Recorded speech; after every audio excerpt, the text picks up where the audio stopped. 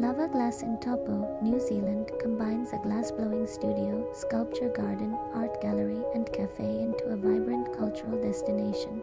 It witness live glass blowing, explore glass sculptures in a serene garden setting, browse diverse artworks, and relax at the cafe a must-visit for art lovers and tourists.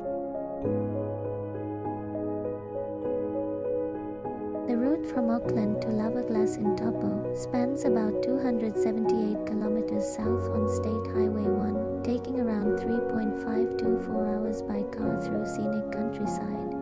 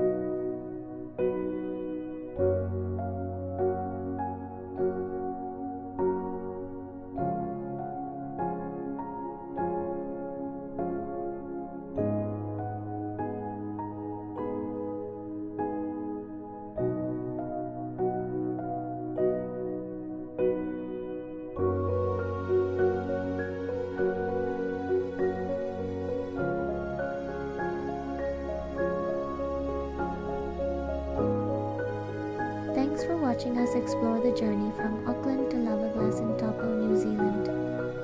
Don't forget to like, subscribe, and stay tuned for more destinations.